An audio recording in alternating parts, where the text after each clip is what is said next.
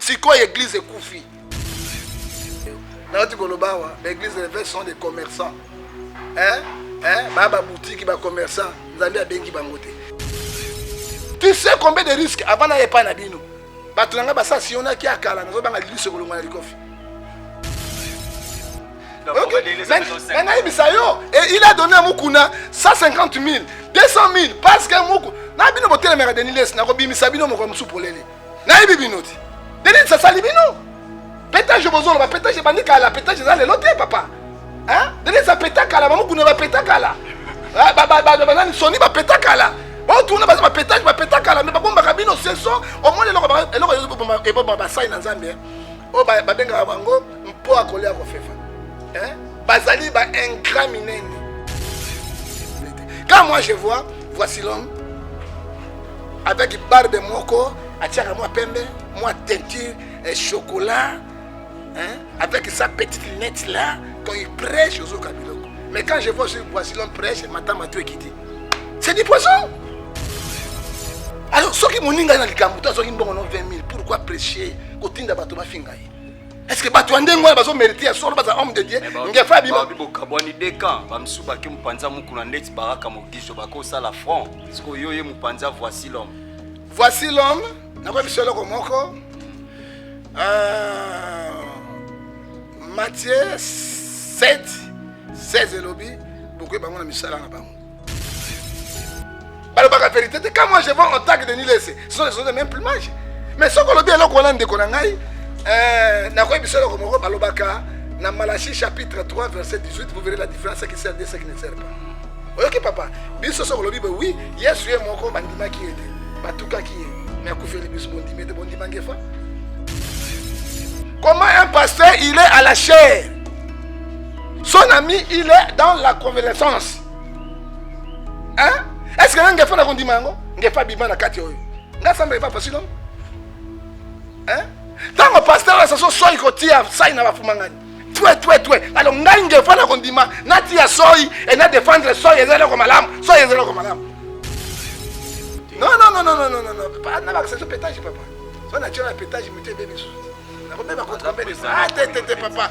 Ah mon c'est toi lobi batomi balé ba rotamba so ba yokaniti. Mon c'est la ramifanda communauté. Non. Donc ça la comité na biso la ki wenge musique. OK, la di wenge musique. Oh ba yeba eto sanga eto sali ya. Ezali ya muté.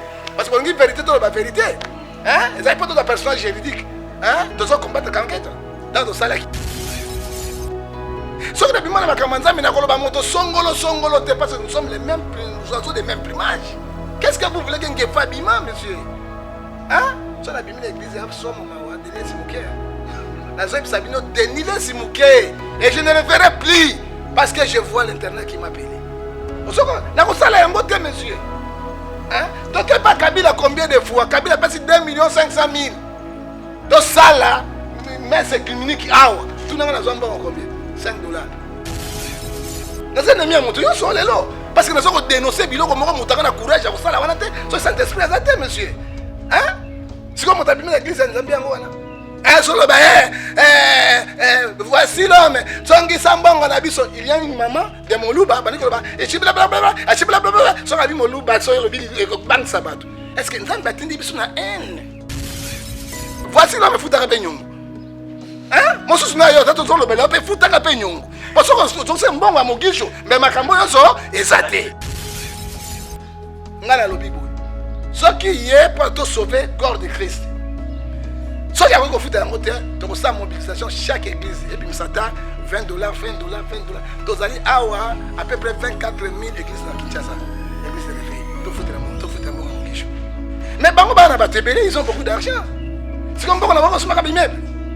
Mbongo na bango saka ba compagnie ya Farad. Hein? Compagnie ya Farad, mbongo na bango kaka ngo wana. Mais Farad a été papa ya donc. Est-ce que Dodo Kamba a appelé un tango pour influencer Sony ou bien Mouton? Est-ce qu'il y a une influence qui a été déliée? Absolument pas à côté, pas à côté. L'église de l'évêque sont des commerçants. Baba boutique, baba commerçant. Zambia bengi bangote. LMTV toujours Makambu. LMTV.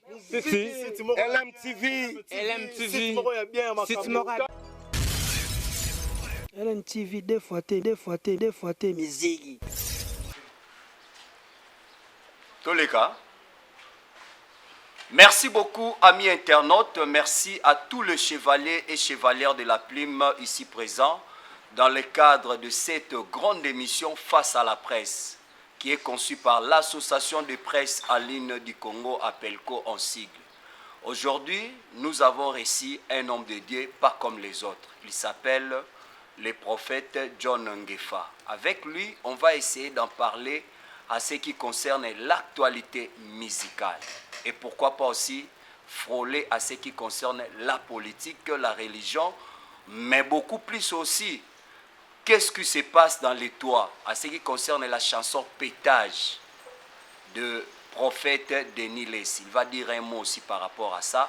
Mais avant quand même de lui passer la parole, je ne suis pas seul, je suis avec l'un des confrères, il s'appelle Prince Kinwani, à qui je dis Losako Prince. Losako, président Junior Moyowa Bopé, Losako na Bopulaka, prophète Ngefa. Je crois que tout partout dans le monde entier. Vous êtes connecté dans minute auto juste vous abonnez à la chaîne partout dans le monde entier. Vous n'allez jamais dessus parce que APELCO ils a marque déposée auto ça toujours émission est bien événement est bien.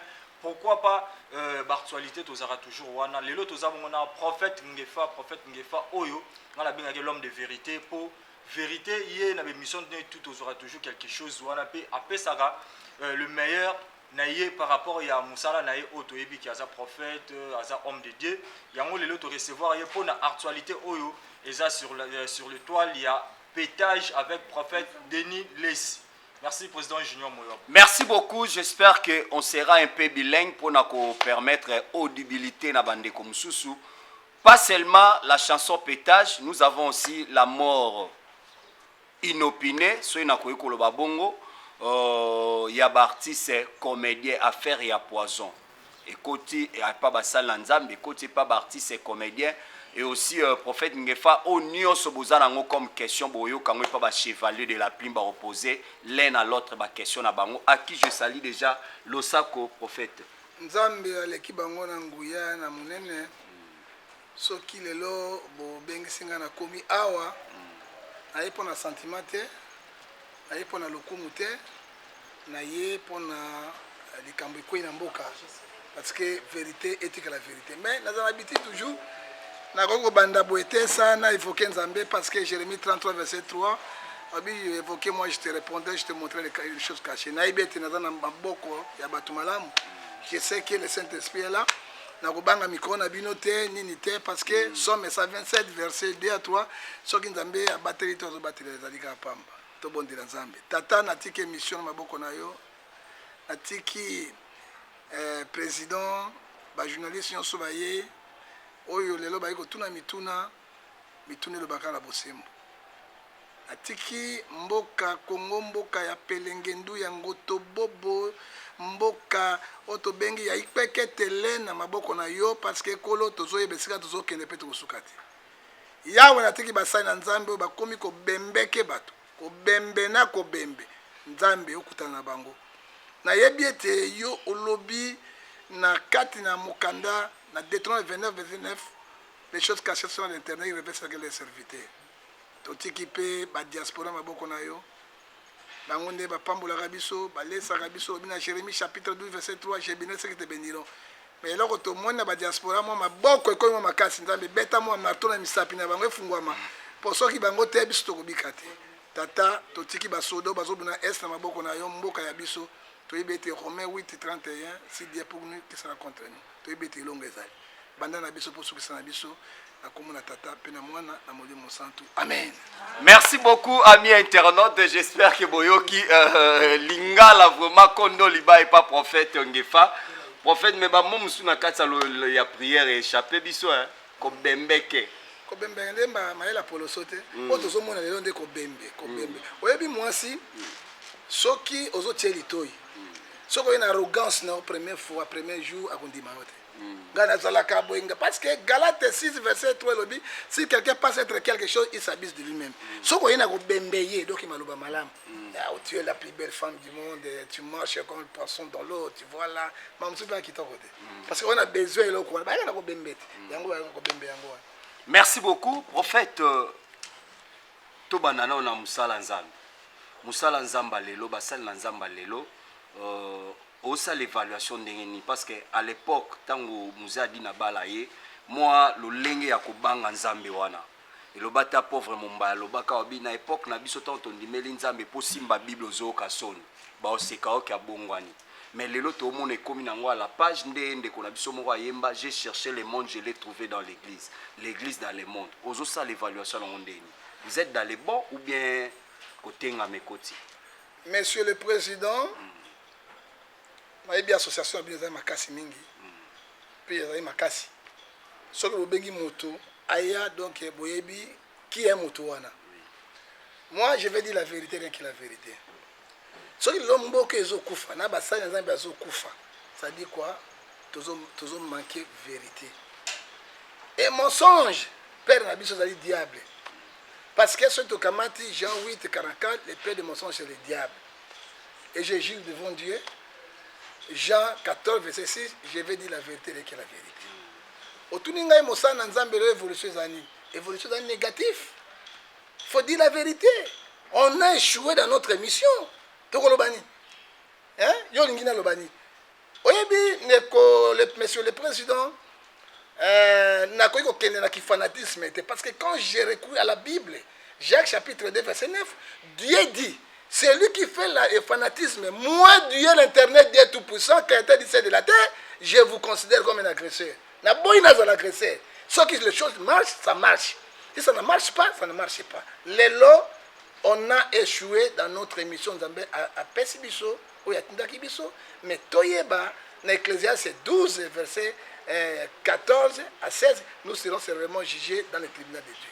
Alors, ce qui est dans la Bible, parce que mission dans la Pessibiso à Liboso, monsieur le président, ils ont dit Matthieu 10, verset 7 à 9, allez prêcher, dites le royaume de Dieu est proche. Hein? C'est notre mission, allez prêcher. Ils ont dit aux matériels, le royaume de Dieu est proche. Et quand nous avons Luc 12, 30 à 30 à l'objet, cherchez vraiment le royaume de Dieu. Bon, le royaume de Dieu dans les prédications pires, dans la sainteté. Hein? Dans la crainte de Dieu, dans l'obéissance, dans la purification. C'est là où tu es. Est-ce que là tu es préparé pour tout? Il faut dire la vérité. Parce que les pasteurs, ils sont commerçants. Ce sont les commerçants. L'église sont les ligabros. Non, non, non, je dis la vérité. Tokei na otobengi frondono. Je te dis même parce que lokuta moyibi escroquerie makamunyo somabe boyoka ke zongi na kata église. Naza kwa dekui na sima. Tango Jésus a eu 12 apôtres, mais j'étais d'escalade à Tekaki. Trésor bandit de l'autre. Et quand nous prenons la Bible, Ecclésiaste, au chapitre 3, verset 10, et le 1, verset 10, et l'eau comme on a sécurisé dans la billette. Alors, et tous les Tokeba, Tokeba, Tokeba. Et là, au Tuningai, ils allaient Ephésiens 5, verset 16, racheter le temps quand les jours sont mauvais. Alors, rien ne marche dans l'église, parce que tout le monde est là, ils allaient tous même ban dans Zambie non faire. N'ayez conscience de ma pasteur. N'ayez conscience de ma prophète. N'ayez les apôtres. Je ne sais pas. Et là, on est dans Moutou Nabino, Bozo Kansani. Hein? Est-ce que mission ne m'a pas sur les lots? Ma gamme de Zomon les lots. Et Boka Moite, parce que Bible, le Baki, dans Matthieu 24, verset 25, alors je vous annonce davantage. Et c'est là qu'on y a cicaté. Parce que la Bible, c'est notre constitution. La Bible a tout parlé. Et là, on est Bozo Monango. Hein? Hein? Bozo Monango Nini? Est-ce que le n'a pas na otoko zoa ata 5 meilleures églises aussi télévision on a 5 meilleurs pasteurs bakoza na koiko zoa il faut dire la vérité monsieur les journalistes na 5 pasteurs basés belé na ville de Kinshasa et puis na République démocratique Congo bazali et belé selon eux koza non na kotangela ota 3 4 hein mais pour moi je suis défenseur du christianisme oui tant ça va débat avec les musulmans contre les chrétiens. Amona pasteur songo basoni bazali ko pela. Bamukune bazali ko pela, bamutumbu bazali ko pela. C'est que basila. Hein? Tango bakokai ko yate. Les imams musulmans baleki biso na kotanga oyeba Bible. Hein? Mais biso totanga ka Coran te. Toyebi Coran te. Ba yebi biso na j'ai réussi na canal qui na TV. Ba imam ba otana Mecque. Bazota Arabie Saoudite partout. Tout ça ba débat na ba. Na mona ki bango te ça dit quoi? Nzambe admisi bango mon pépé. La question tout dinga je peux dire oya leki moto azate. C'est Dieu lui-même qui connaît, parce que c'est lui qui sont les cœurs des hommes. Mais c'est que dit la Bible, Matthieu 7, verset 16. Vous les reconnaîtrez par leurs fruits. Alors, le meilleur des meilleurs pour le moment, c'est Papa Kelani Pata, c'est le père d'église de réveil. La carte d'église de réveil, nous avons 3 fondateurs. C'est que les gens oublient. C'est Papa Kelani Pata qui reste en vie. Mose Adina Bala autaki na Uganda na Tanzanie ayaki awa na Chuapa alandaki Mose Edina Bala Mose Papa Kelani. Vernon il vient en France à Brazzaville ba bengi awa alandaki Papa Kelani na Mose. Oya sali Nzambe malamu oya sali Kades oya muso sali oyo nani Vernon c'est équipe nini église na KDC asali yango. Edina Bala akufi. Edina Bala tika biso amour. À très surtout cultiver. Dans Vernon, tu cultiver les fruits du Saint-Esprit, Galates 5, verset 22, l'amour, la patience, la bienveillance. Dans mon son balé bakei. Mais tu as dit dans le musée, tu as dit papa qui l'a ni pas. Comme il y a une doctrine, on a il y a la sainteté, la sanctification, l'obéissance. C'est lui le meilleur. Et pour nous, il y a lundi, c'est Docteur Jésus, Papa Barouti. Hein? C'est Papa Barouti qui est le meilleur de deuxième. Et Papa Barouti. Parce que ce Papa Barouti, il y a un moninga. Il y a un génie qui est un mabok. Il y a un yumbote. Ce qui est un moni Mosé, Nani Kélan. Je te dis la vérité, monsieur. Hein? Président de la communauté. Non. Pas c'est ce pétage, papa. Soit naturel, pétage, muté, bébé sous. Papa. Ah, moi, c'est toi, lobby, batomi, balé, barotan, bassou, bayokaniti. Moi, c'est la communauté. Non. Donc, ça, la communauté, la biso, la qui wenge musique. Ok, la dit wenge musique. Oh, bah, yé, to sanga, to sali, on a moutité. Parce que on dit vérité, dans la vérité. Hein? Ils n'ont pas de personnage juridique. Hein? Tu dois combattre quelqu'un. Dans le salaire qui est en train de se faire, tu n'as pas quelqu'un. NRC. Hein? Tu peux combattre quelqu'un, tu peux bimisa. Et là, on a NRC. Ça dit quoi? Église de réveil réformé au Congo. Mais est-ce que réformé en Guézali? Ou bien Pelengeni na Poloso? Oh, il y a une église, il y a une église. Tu sangani, tant que tu sangani yango, tu sali, tu benga yango, confession religieuse. Pour tous les Mikanda, c'est Kabila. Le fils, mon tu appelles ça Kibiso, Mikanda wana. Mais toi, nous sommes même niveau catholique et protestant qui bangui, c'est non sotozali niveau moins que le Kimoninga Zati. Ils étaient montabim ça une idée non. Oya ale makabaye, nani JBP naye, wera sonaye, nani aye basangani. Force na ba muta ba panze. Merci beaucoup l'homme de Dieu, Prince Kinwani. Un mot avant de passer à la question. Ouais, question n'a mingi aux pas prophète Ngefa rani na ben ibandeli l'homme de vérité. Prophète Ngefa dernièrement la salle qui émission na maman Jeannette, je crois qu'il y a bébé na PC Mbote place à Zali. Émission la salle qui naie a parlé qui peut sur yo na kati a tchaki témoin ya ba makambo mo be o ya arrivé là qui. Mais ils en a commentaire bande comme so ba yo zo pese exemple ya prophète Ngefa. Bango déjà balongwa libanda ma Nzambe. Do balongwa déjà na kati ya ma Nzambe comme da libanda. N'habite yo mo peso yo karango soko yo kango to soki mutabi que prophète Ngefa za sous serviteur de Dieu oko s'adresser ni na bolingi na sala. Qu'est-ce que vous voulez mes chers frères? Est-ce que bon Congo monta défendre le christianisme quoi? Tant que l'anglais monta à défendre le christianisme, frère, j'ai eu les imams qui venaient en Arabie Saoudite avec beaucoup d'argent. Tant qu'on a ni camion ni moto ni quoi. Par le but de soyo to kendo comme imam radical. Au sala 6 mois, moi, si je suis en Arabie Saoudite avec une source en bongo, j'ai refusé. Hein? Bon, tu n'as qu'à kenza kufite. Nazai na bandale wana. T'as on a zoté qu'à kenza. Atindi nani bourreau na bango avec grand enveloppe en bongo boy. Abizwa. Tika makambo wana, je n'ai pas eu ça. Nagi na l'autre côté. Hein? ngefa bima na makambo ya nzambe so ngefa bima makambo ya nzambe na ko défendre le christianisme te je vais aller à la corruption nana boya kambo mais moi j'ai refusé l'argent hein so que na bima na makambo ya nzambe na ko défendre vérité te so que na bima na makambo ya nzambe na ko loba moto songolo te parce que nous sommes les mêmes oiseaux des mêmes plumages. Qu'est-ce que vous voulez que ngefa bima monsieur hein so na bima l'église a somo mawa Denis Simouké Denis Simouké et je ne le ferai plus parce que je vois l'internet qui m'a appelé. Monsieur. Hein? Tu n'as pas Kabila combien de fois? Kabila passe 2 500 000. Tu ça là, mais c'est criminel qui a. Tout le monde a combien? 5 $. Na valeur prophète. Na lobby 5 $. Deuxième fois 10 $. On appelle ça. Denis. Okay. Et il a donné à Moukouna 150 000, 200 000, parce que Moukouna. N'a pas de télémère de Niles, n'a pas de Sabino, mon sou pour l'élé. N'a pas de binoti. Denis, ça salibino. Pétage de Bozon, va pétage de Bandikala, pétage de l'autre, papa. Hein? Denis, ça pétage à la Moukouna, va pétage à la. Sony va pétage à la. Bon, tout le monde va pétage à la. Mais bon, Bakabino, c'est ça. Au moins, les gens vont passer dans Zambie. Oh, Babenga Bango, on peut accoler à Rofefa. Hein? Bazali ba ingrat minene. La vérité, quand moi je vois en tant que Denis Lessé, ce sont les mêmes plumages. Mais ce qu'on a dit, alors qu'on a dit qu'on a dans Malachie chapitre 3, verset 18, vous verrez la différence, ce qui sert de ce qui ne sert pas. Ok, papa. Biso so kolobi oui, yes oui moko bandima qui était. Batuka qui est. Mais akufa le biso bondima te bondima ngefa. Hein? Mais mon grand akufa, ndebo na médaille d'or na deuil national parce que je sais ce que j'ai fait à cause de DP Moutakozwa ngaite. Moi, je suis la vérité. Ce que l'on a dit, c'est que l'on a dit, c'est quoi l'église est koufi. C'est quoi l'on a dit. Mais ce que l'on a défendu l'église, je suis venu comme un Satan. Hein? Hein? Comment un pasteur, il est à la chair. Son ami, il est dans la convalescence. Hein? Est-ce que l'on a fait un dimanche? On a fait un biman à Katioyo. On a fait pas facile. Hein?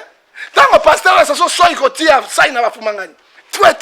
Alors ngange fana kondima nati ya soi et na défendre soi et zéro comme alam, soi et zéro comme alam.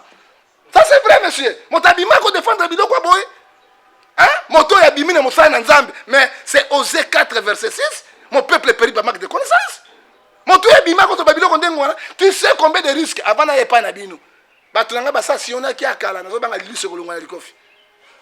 Hein? Nazo banga lilu se kolonga na toujours en danger. Hein?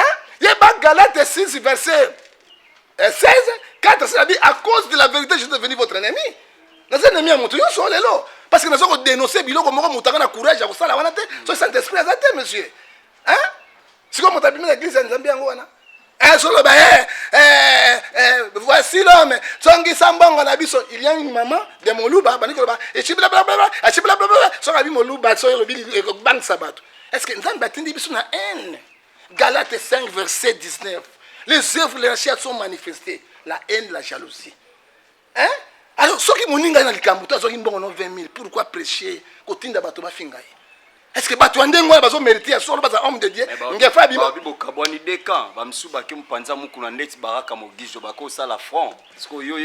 voici l'homme. Voici l'homme.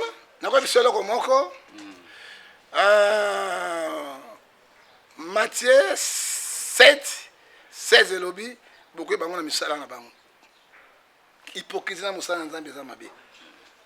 Faut que ça soit clair. Linga moi si oya lobaka minga que moi si oya lobaka te azali bombe retardé. Linga mobali lobaka minga alonga kuna za kisanga iboswani esili mais bomba na motema okolia yombo. C'est comme nous de Ngefa. Nous disons la vérité. Likambo ya voici l'homme. Et likambo oyo so koleka ya kati ya papa na biso oyo ndeko oyo mogisho. Ça dit quoi? Bango tumi balé bazama be. Il faut dans l'église au milieu du village. Ce que l'on zungu et peli donc badang sagesse, badang amour, badang bienveillance. Tango ba pesa ki mbongo na bango ya signal. Peuple est bakité, bato est bakité. Pourquoi attaquer nous les hommes de Dieu, messieurs? On va recourir à la parole de Dieu. La parole de Dieu a tout parlé. On va prendre Matthieu 18, verset 20. Ce qui moninga péché, benga bo swami balé. Ce que simbite bimisa batomi balé. Ce que si batomi balé bimisa batomi ça to bimisa yango. Bo soli na moninga to bani ko bimisela. Moi je sais que na tango yo tatwende kona biso azali na kata convalescence parce que il n'est pas encore guéri. Oui. Quand tu vois dans la on va facile mais il y a ba courage ko le bana boudé. Hein? Ba courage non on ne blague pas avec la santé. Hein? Nzambe pesi moto, sagesse, science, intelligence. Hein? Abaxi corps, âme, esprit, to batela. Hein? Parce que quand tu prêches, vous avez meilleur moto à te. Quand le santé m'a bé, tikana nous dans la confédération, so côté année au quitte ma bello na ma belité. Quand moi je vois, voici l'homme avec barbe moko, atiaka moi pembe, moi teinture chocolat, hein? Avec sa petite lunette là, quand il prêche aux Kabiloko. Mais quand je vois voici l'homme prêche, maintenant ma tout est quitté. C'est du poisson. Qu'est-ce que vous voulez? Amos 3, verset 7, Dieu ne fait rien sans toutefois révéler ce qu'il a de serviteur. Mais l'homme est malade. Hein? L'homme est malade. Est-ce que c'est le moment? Mon ingénieur n'a pas si. Il y a quelque chose qui s'est dit, on m'a poignardé sur les dos. Qu'est-ce que vous voulez que voici l'homme dit? Et puis, il y a mis balai. Voici l'homme foutu à Penyongo. Hein? Mon souci n'a pas été le bel, foutu à Penyongo. Parce que c'est un bon à Mogisho, mais ma campagne est exatée. Mais bon, on va avoir 6 000 $, Mogisho à lui faire. Non, à ça que ma avocat, jamais tout ma maman, 6 000, 12 000, 22 000, 20 000. Alors, nous avons la parole du Seigneur. Exode verset 20, verset 16. Tu ne porteras pas de faux témoins avec ton prochain. Est-ce que réellement? Mogisho appelle ça 20 000, appelle ça 6 000, appelle ça comme mon toit est bien, on a dit, Zambi. Mais elle a sur le baboué, même 6 000, 20 000. On a la lobby. Ce qui est pour te sauver, corps de Christ. Ce qui a fait en côté, tu as une mobilisation chaque église. Et puis, $20, $20, $20. Tu as à peu près 24 000 églises dans Kinshasa. L'église de réveil. Tu fous un mot à Mogisho. Mais ils ont beaucoup d'argent. C'est comme on a beaucoup de immeubles. On a beaucoup de compagnie à Farata. Hein? Compagnie à Farata. Mais Farata, c'est pas pareil. Alors, on a sa réputation. Parce qu'au moins, ce que dit la Bible, monsieur le président, et l'obéissance à Proverbe 26, verset 2, comme il rendait son vol, la malédiction sans cause sans effet. Je donne l'exemple. Moi, si au Bengi, au Sololi, même à Mbongo, dans la salle de Bamboboy, à quoi mérite quelque chose pour nous témoigner ça et c'est pire, même à Mbongo. Tu prends la femme, au continent la cousu, au continent l'hôtel, au salaire, aussi c'est bon comme explication. Au moins les longuinaires aussi à se pélater. À Robanini, au Moninga Pamba. Aux hommes on a marqué l'ingakio. Mais même les petits aux années, maman, du Cambodge, à l'eau mokolo, faut à transformer à se pélater et le gozo de Cana, à 4 églises, l'église de Fer. Ça dit quoi? Et là, quand ils ont touché Mogisho, ils ont touché voici l'homme, ça touche le corps de Christ. Ils ont touché le corps de Christ, ils ont touché Yango. Moi, en tant qu'homme de Dieu, je prends Ephésiens 5, verset 11, nous avons condamné. Et puis, vous êtes président dans la 4. Vous êtes président dans la 4. C'est quoi, la Bible, nous avons dans Philippiens chapitre 3, verset 17 à 19. Soyez les imitateurs de Christ. Est-ce que tu as fini ça, Jésus, ou bien tu as fini Jésus? Et pour moi, monsieur le président, désolé. Merci beaucoup. Tu as une série de questions avec les professionnels des médias. Ceux qui baponio, le cas au télémi pour bazoao quand même, on s'est présenté comme on a comme chaîne et puis on posait questions. Tous les cas, 2 questions, tu sous cas 2 questions. Baninga msoupe ba poser comme ça to zonga. Oui, Nana. Oui, bonjour professeur. Bonjour maman Nana. Oui, question par rapport à c'est présenté. Nana Sangara, la chaîne Vigère officielle télévision et le son TV. Question ezalaki par rapport à ndenge otiko apona kosangisa mbongo.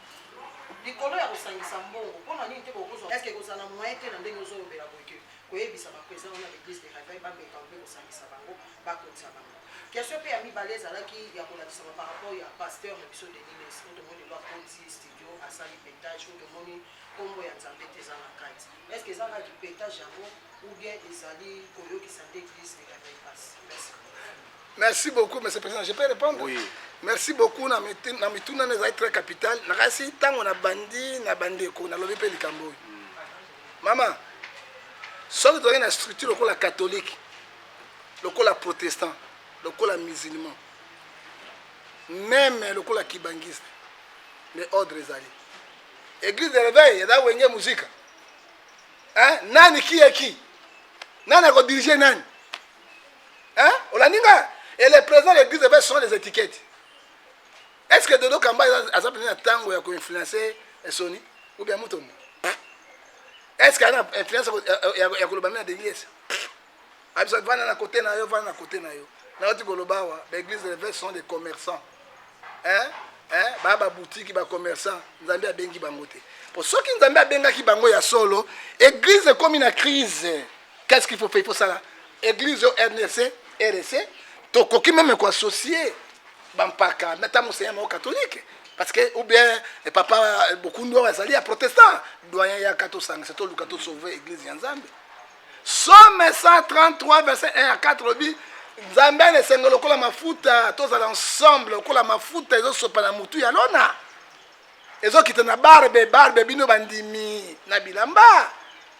Maman, réponse est simple. Dodo Kamba ou bien de Nilesi azan influence liboso ngefate.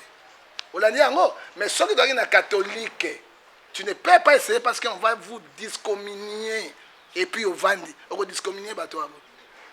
Hein? Combien bateau va salir ma bien? Hein? Aux hommes mon église, combien d'amour pour tout. Et les anciens sont là. Et là on va tout il faut gouvernement à côté na makambo oyo. J'ai dit au président Tshisekedi à sa ministre de la religion. Et dans l'Arabie Saoudite, ils sont partout sauf au Congo. Ministre titulaire à Zalaka. Parce que Batouana, au Salimbeba, je te donne l'exemple bien. Consultation prophétique $200. Et les gens, qui n'ont pas $200. Combien les offres, les veuves, Bazali, Awa, Bitumba, combien? Batonde, on ministre au Kangabango. Biso ba colonel na armée wana to kamati yo to fungoli mokanda na Nzambi to tangi na Hébreu 12 verset 6 mwana na zoba et ko ko doit fimbo ko beta na masoko na ye. Mais c'est la parole de Dieu, c'est la parole du Seigneur, ce n'est pas Ngefa qui dit. So les gens ne parviennent pas à comprendre Ngefa nga za mongala na botami na Kinshasa te na botami na Mbandaka. Il faut les gens ba comprendre nga. Hein? Nako balingala oza ozino ya bana kin mais na boti bana ngayo Kinshasa ba kinois mais ngala za Mbandake na comprendre yango tango Bible obi tala oyebi na Somalie 4 mibali ba violer mwana mwasi jeune moko à 19 ans tango ba violer bango ba kei papa ba ki osamba mama soki ba sanction sévère ezana ba sai na Nzambe te on va provoquer la rébellion ici ba saka na église te Kabila a échoué à cause des monstres à cause des églises. Mais Kabila a le pouvoir. Tant que le parti politique est tellement Kabila n'a pas de mais je vous donne l'exemple. Ah, on a 4 il y a Ouattara, la Côte d'Ivoire, deuxième mandat, à briguer troisième mandat, bah ça lieni. Et donc on côté Kabila pour aussi faire ici. Soit que Simba quitte Banjungu et Betamaki, église Télémaki, hein, va prier Salemaki et Boukaki. On ne blague pas avec la prière. Tant qu'on va violer ici, bah comme au Catalikambo.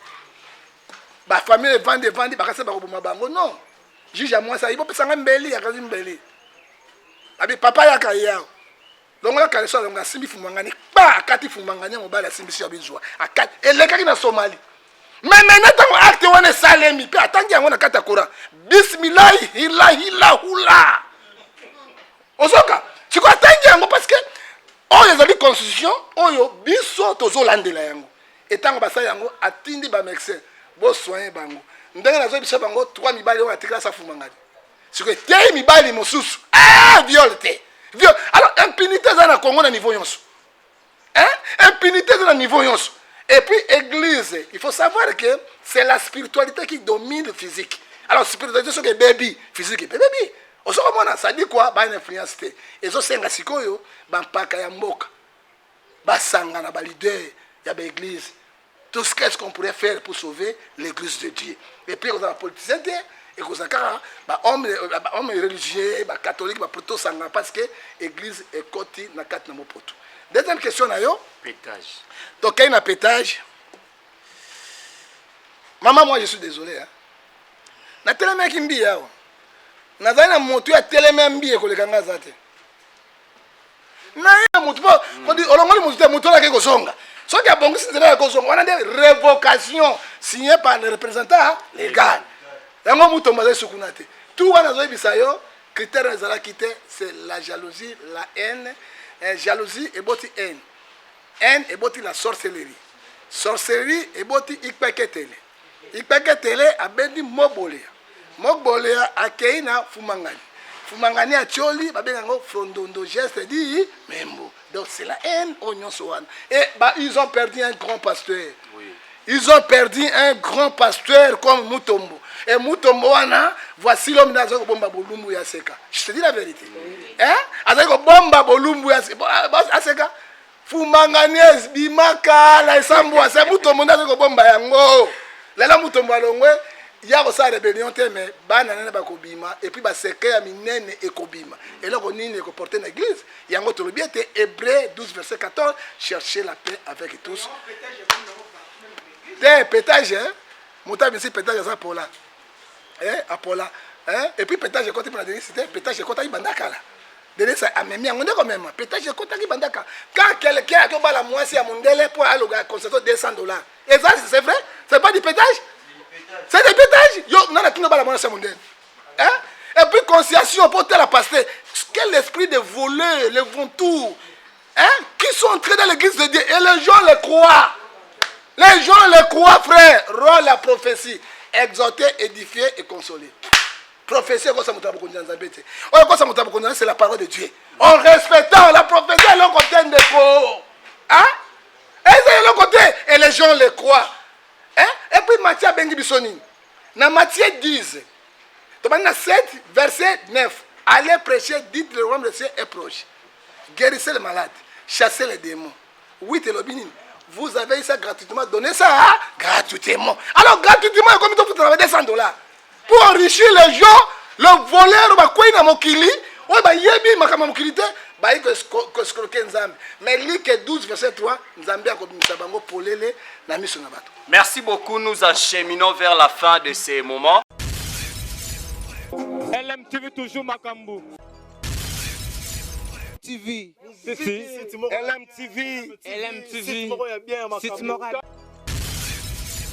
LMTV, deux fois T, Mizigi.